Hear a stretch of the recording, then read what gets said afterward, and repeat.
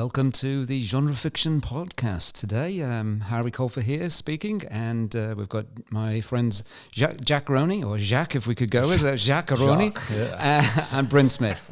I also have to mention the fact that we now have an email address, which is genrefictionpodcast@gmail.com. And please send us all of your queries, any sort of comments and things like that about the podcast. We would really like to outsource some of the ideas for the podcast, so that would free us up and we don't have to keep on thinking of things to talk about.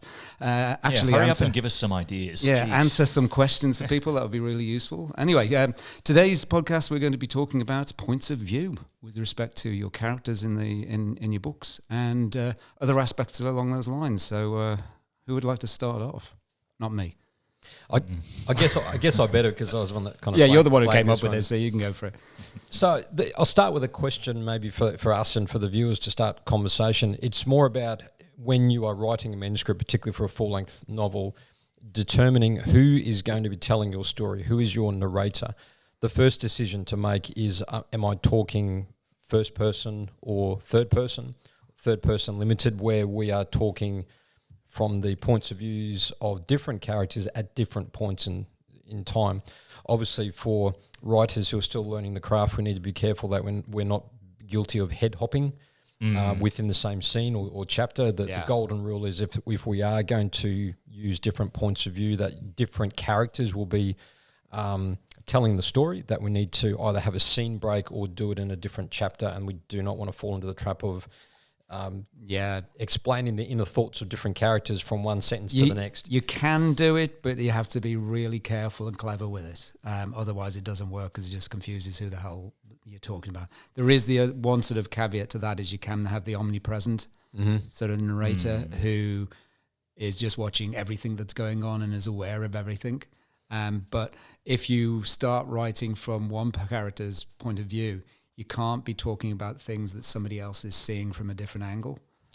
That's something to take into account, which is just the sort of minutiae of stuff. Because if another person they're talking about or talking to goes into a different room and sees something, you as the point of view, if you're in a different room, can't be seeing what's happening there. So that is something to take into account.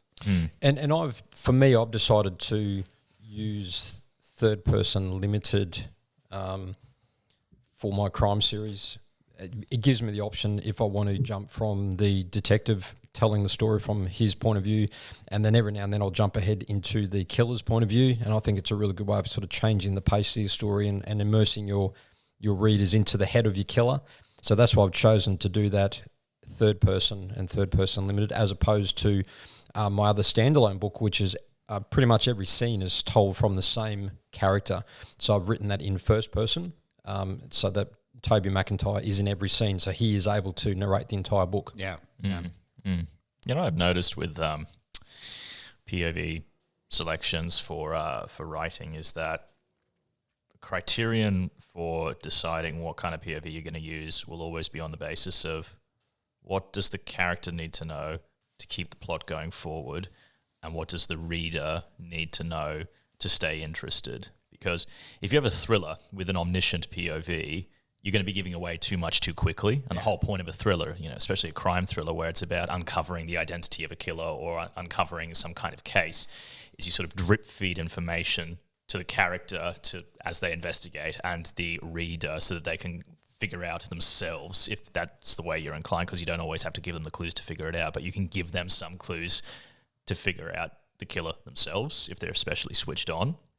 So it always seems to be, like, thrillers seem to always be limited third-person point of view. Well, just to clarify, what do you mean by limited third person? So limited to that person, limited to their views, limited to literally limited to their scope of sight. So they cannot see something that they are not actually looking at. They can't comment on it. You can have, I think... Oh, Jesus, this freaking table. I think it's a user error there. Shut up. It also seems to be, there's this one book I was reading that included discussions on point of view, and it was, are you sitting on the character's shoulder in which case you can infer character motivations and thoughts by their actions, and you're sort of you're very, very close to them, or are you literally in their head and you can actually hear their thoughts because you are literally inside that character's head? Yeah. But that obviously, if you're literally inside their head, you're more limited.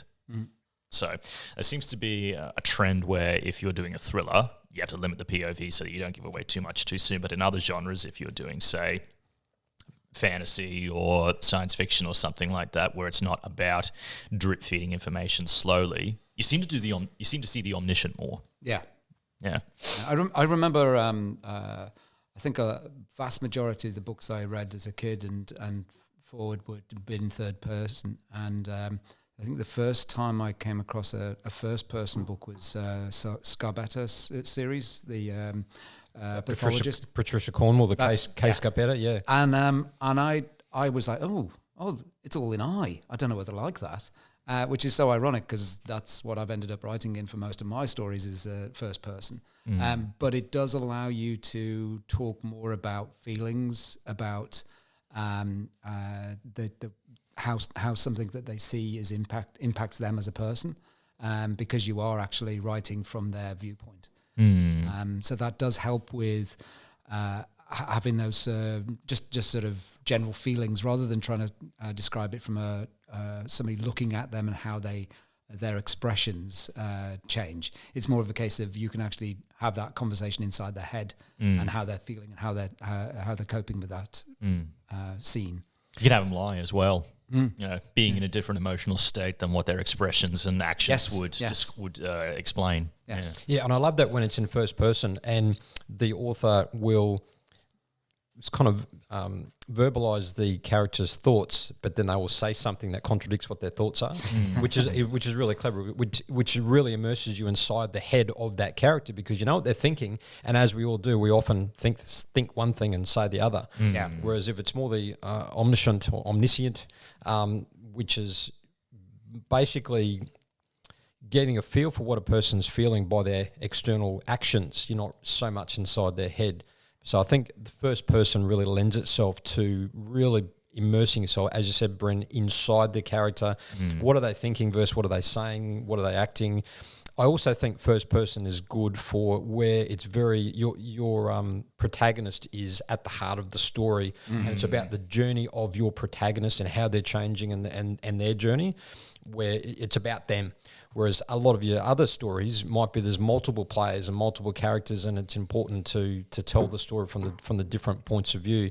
And how I've got my head around the technical term of third person limited is that you can only tell the story from one character's point of view at a time. And I kind of keep that simple formula in my head, and I usually do it per chapter.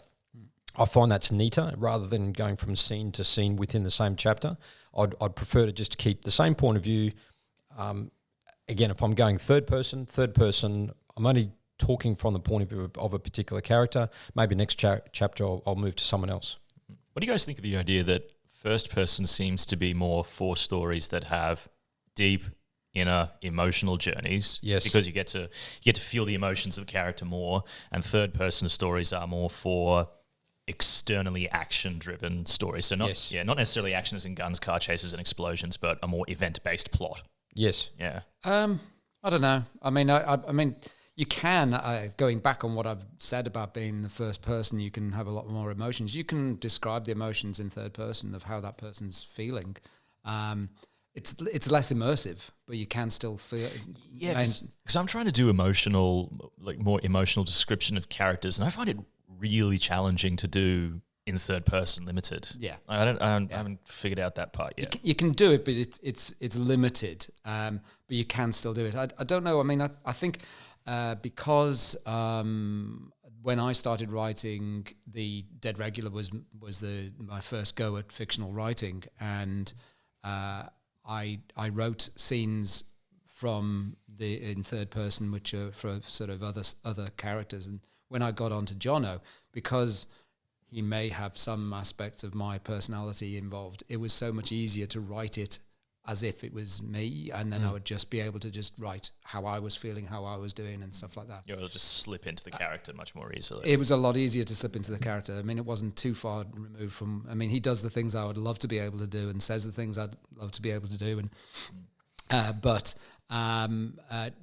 it is a lot easier to write that way once you're in that mindset of that person, and you can just sort of like crack on how what you'd say and what you'd do. I mean, that's more the Panther style, is that I correct the switches of POV that may have happened in a third person during the editing process. Somebody will point out to me, you've just switched in that scene. Yeah. And then I'll go, oh, crap, and then I have to rewrite that scene. Yeah. It's not something I think about to any great extent. It'll just be in the flow. I'll write, and it's then a case of, well, how can that person see what you have just described? And you go, oh, God, yeah. And so then it's a case of just rewriting it. How do you write emotions if you're in third-person POV? Because my toolbox pretty much has me describing the character's facial expressions and actions in maybe one sentence of emotion tops. So like character A felt a stab of anger, or character B wrinkled her brow in suspicion, that kind of thing. I think, again, because you're only telling the story from one character's point of view at one time, so if it's within the chapter, I think you can immerse yourself into the character's feelings and thoughts and external actions as much as you would in first person. The subtle difference I see is first person is the character is telling the story. The character is the narrator. And they're telling the story from their truth. How they see the world is how they're telling the story. When you move into third person, the only difference is the person telling the story is an external narrator, but also that narrator is privy to the character's thoughts and observations. Okay. So your narrator can still talk about the character's feelings and what they can feel their cheeks flushing and getting red. They can feel the tingle in their spine. They can feel something in the pit of their gut. So your third person narrator can still, just as you would in first person, describe the inner thoughts and feelings of that character. I think the benefit of using third person limited is if you intend to tell the story from other characters' points of view, then it gives you the scope to continue doing the same thing in third person for other people. Whereas if you intend to tell the story just from the point of view of one character, I would then go first person. And just to throw the spanner in the works, there's also something that I've toyed with, and James Patterson does this a lot in his crime series, is alternate between first and third person, where most of the story is told by Alex Cross, who is the detective, and it's told in first person from Alex Cross's point of view. And then every now and then he'll skip across to a chapter in the point of view of the villain, and that chapter is written in third person. So that when you as the reader, you suddenly realise that, oh, hang on, this isn't Alex talking now. We're now sitting and following the killer's point of view.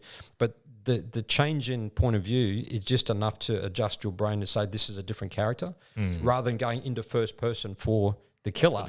Which you could confuse. That would get very confusing. It would confuse your reader. So that's a really good ploy where you can actually use both. I think once you get your head around the difference between first and third person limited, I think they're the two common forms. Get your head around the two and the differences and how you can use them depending on who is telling your story. My current one that I'm working on is obviously still talking about Jono. So Jono's in first person, but there are several chapters which are from the third person limited viewpoint, and it has as I think I've mentioned before, it has required that I've gone back and actually start plotting scenes, because the scenes interlock. And so sometimes the third person limited will be of the terrorist, who then is describing Jono as the paramedic. And so it gets that sort of other aspect of you're seeing that person that you're usually inside the head of being described by another person. And that gets quite interesting to write it in, that you've got to be very careful what they can see, what they do, because you're now sort of describing from a different viewpoint, but in third person. It's easier when your two characters are not in proximity with each other. A lot easier. When they start into meshing, interacting. Because there's a scene which I won't go into any great detail, but I've had one aspect where this character meets Jono, and then I've got to describe the scene from his viewpoint in first person, and then you read the scene, and they're different. I've made the timing, it's all very much timing based, and so you've got the time starts earlier for one scene and you read that, and then the next one is a couple of minutes later, and that scene then starts off, and then you read the whole thing again, but from a different person's viewpoint, and you get to see how they reacted, and sort of and the whole scene described from a different angle. And again, you can't just pantser that. It has to require a certain amount of plotting to be able to do that. I just listening to what you were saying, I just thought of something that I thought I did this unintentionally, but it worked. With my first book in the crime series, The Angels Wept, one of the very first scenes is the villain is in hospital after suffering an injury, and he meets Detective Jared O'Connor for the first time. And so Jared O'Connor is the protagonist of the story, and most of the story is told in his point of view. Yeah. But for the very first chapter, after the prologue, so it's chapter 1, it's been told through Vincent Miles is the bad guy of the story, and he makes a very early appearance, and Jared O'Connor walks in and he describes Jared O'Connor. So it was one way of implanting in the reader's head, what does Jared look like, without Jared having to describe his own physical makeup and his height and colour of hair, and he was wearing dishevelled clothes and all the rest of it. So the villain allowed the reader to form a picture of what Jared looked like, and then chapter 2 was in the point of view. Chapter 2 onwards was pretty much in Jared's point of view. And I think I did it a couple of times in Dead Regular, where a character described Jono from the third person, and that may be a victim, somebody who later was killed by the killer.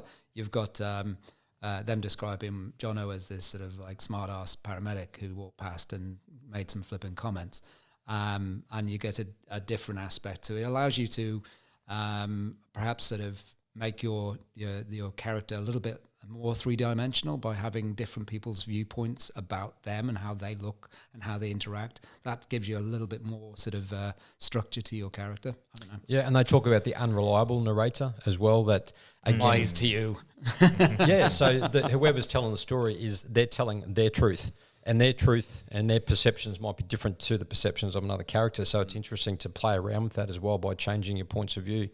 I listened to an audiobook recently, and there was a big twist in it. I won't say what the audiobook was, but basically the character who was telling most of the story was Ronnie. And the big twist at the end was that Ronnie was a female. And so the detectives were looking for a male, and it turns out that the killer was a female. And the only thing was that as a listener, that was really disingenuous, because what you felt was that you'd been cheated, because a narrator can't put on a female voice if they're trying to hide the fact that the character is a female. However, all the other characters who are female had a female voice put onto the audio. And so it almost felt as if you were being cheated, because this character who, if you were reading the book yourself, you wouldn't have put the female voice on. You feel really cheated as an audible or a listener, that you are led down the garden path a little bit by the narrator. Not you really can control a lot of the information that's revealed to the reader with the written word. Yes, because you could just put dialogue down. You don't have to describe the dialogue whatsoever. You know, who said it, their gender, their accent, anything. You could just have the dialogue and the information within it, and it will be enough. Like you can hold that information back from the reader. And that's often quite nice, how you can sort of just imply things by the way they do stuff, rather than actually being that too much sort of description about that character. So I think there are a lot of readers who like not having that massive description about what that character looks like, because they want to sort of imagine them themselves. Yeah. Like two to three sentences is usually enough, and then they can fill in the rest. Especially if those sentences are actually relevant to that character's character, as in their behavior, mannerisms, etc., rather than just a straight physical description, because that doesn't really give you a lot. Yeah, they say that readers want to fill the blanks themselves. So you give something, if there's a really particular or unusual characteristic trait. Might be the color of the hair, or they walk a certain way, or something about them. Like I use the example of a young girl with fiery red hair and freckles on her nose. And if that's all you say about her, the reader's already starting to picture what she looks like. Yeah.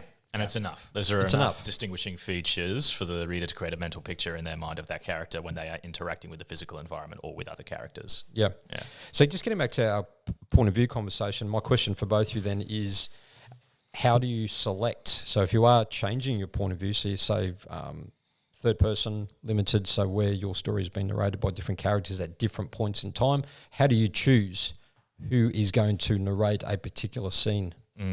So, yeah, I'll take this one Go to for it. start with. Yeah, so the first filter I apply is, are they the most interesting person in the scene? Because you don't want to read a book about, you know, a really, really average person when there's an action hero right next to them, like, you know, doing car chases and gunfights and shit like that. Okay, like it's just not going to work out unless, you know, you're doing a parody or something like that, right? But you want to follow the most interesting person, number one. You want to follow the person who is also experiencing some kind of conflict in that scene, because if you've got a passive person just sitting there and engaging rather than putting forward their own ideas or their own themes and getting opposition back from someone else, like, because that's the core of a scene, right? A scene is based around a miniature conflict for the purpose of that scene between a couple of characters or between characters and someone else, something else like the environment. So most interesting person first, someone who's engaged in some kind of conflict second, and the third is the person who's the closest aligned to the plot.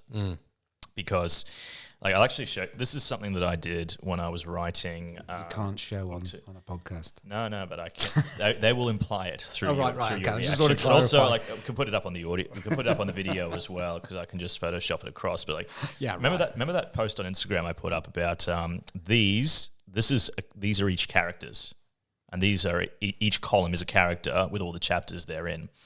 That they're from their perspective. So you can immediately see, okay, these two are the main characters for the story, and then we've got a couple of supporting characters here with maybe 5 chapters each. The main characters have close to 10 to 15. And sorry, if I can jump, what we're looking at is an image of Yeah, you do need to explain this. sheets of paper. Sorry, Sheets of paper. podcasts are not a visual medium. So sheets of paper spread out in lines in order, and they're spread out on the floor. Yeah, so sorry, but I'll take a step back. I printed out the manuscript by chapter, grouped the chapters together on the basis of character, and then put them in columns. So you could immediately visually see where the majority of the action was on the basis of character. So you immediately go, okay, these two characters, this is where most POV stuff is happening. Therefore, by default, they are the main characters of the story, because the main characters are the ones that you spend the most time with. You also see who your supporting characters are, as well as who are your characters that might only have 1 or even 2 scenes. Yeah. Wow. Because I think I'm you thinking even spreadsheet in reality. It's I'm just gobsmacked. I have a long time ago I printed stuff out because that's what a lot of people like reading, is that you get that physical manuscript printouts. And so if I wanted to get feedback, I'd print stuff out and hand them to people to read. But then that just brought in this whole massive problem of which draft is current, and that whole problem of transposing notes from each one back into the originals and whether they're there, and then you don't want to throw it away, so you just end up with this massive stack of paper. Yeah. And editing's easier on physical paper anyway. At least that's what I. No. That's what I do. Yeah.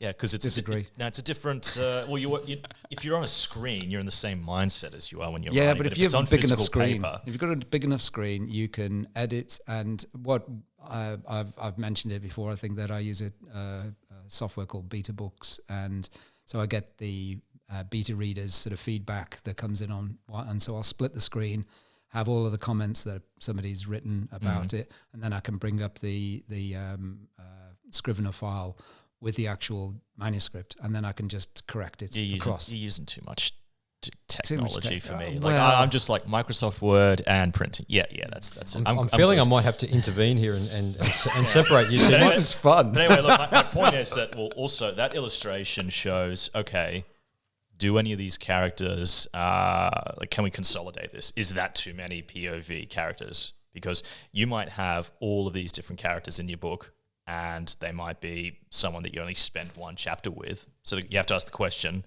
do we axe this chapter, or is there something seriously important in it that the reader needs to know? So can we switch the POV so it's from the point of view of someone that we've already spent time with? So just to clarify, you keep plotting after you've written. Why keep editing? So you plot, then you edit, then you plot to the nth degree, then you write, then you plot again to see whether that works, and then you edit. Sure. I literally write and then I do a bit of Well, I mean, editing. it might be the case you might decide to change the point of view of a particular chapter. Well, yeah, because that's it. Like, I'm trying to cut down the amount of different POV characters I have. Well, because a point of feedback that I've consistently had, and I think even you have said it, it's too many characters. Right, okay. Yeah. So one of the easiest ways you can cut that down is cut down the amount of POV characters you've got. And an example for that is, for example, in one of your earlier chapters, you're not going to invest time telling a chapter from the point of view of a cleaner in a bus stop who isn't going to feature in your story anymore. Why are you going to invest in bringing that character to life? Yeah. Explaining to the reader their thoughts and observations, and then they become redundant in the story. So I think if you are going to use multiple points of view, limit it to just those characters that are pivotal to the story, enough to give enough variety for your reader, but stick only to those important characters. An example, I'm currently writing a manuscript. I'm about 20,000 words in. And I started to like this character. He's a first-year constable. It's his second week in the job, and he gets thrust into this homicide investigation in a small country town. And there's a couple of scenes where he's talking about his experiences his first week on the job, and I'm starting to get to like this character as I'm writing him. And then the next chapter, I was thinking when they find the body, the point of view is going to be from the detectives, this crusty old detective that this first-year constable has to work with, and it's all about the dynamic between the two. And I was going to change point of view and have the crime scene from the point of view of the detective. But then I thought, I'm really starting to like this trainee constable. So what I did, in order to overcome, and this is probably what you're saying, Bryn, where you might have to go back and edit your work in terms of who's the best point of view, I decided to partner them up. So I'm tweaking things a little bit so that the detective is saying, come here, young fella, you're going to work with me, so that the constable is there and is physically able to describe what they are seeing, because it correlates to their thoughts and apprehensions and concerns of being a first-year constable and then being thrust into this homicide scene. So I felt that made it more...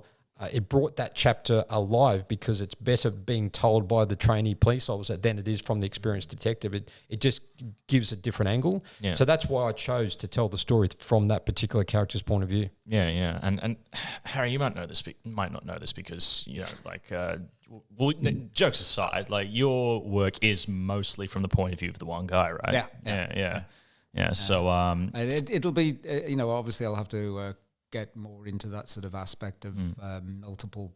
It's just an extra layer of complexity to it, because if you've got multiple characters, then there's that extra layer. Keep a tie on it. You can't let it explode into too many. You got to make sure that they're behaving consistently with themselves. Each one feels unique enough to be a separate person. That kind of stuff.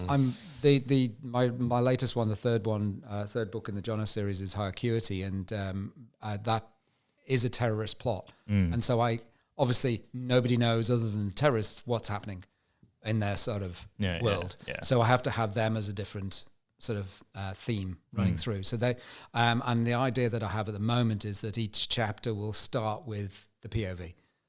So it's an audiobook thing that they'll do, so that you know who is actually this one is from. Yeah. So each chapter will start with a time and Jono.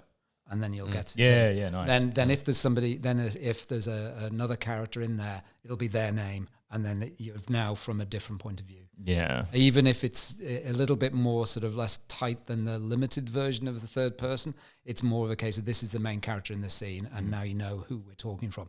I probably only have, in that respect, probably 4 in total. Yeah, that's good and tight. Yeah. I don't think I'd use any more than 4.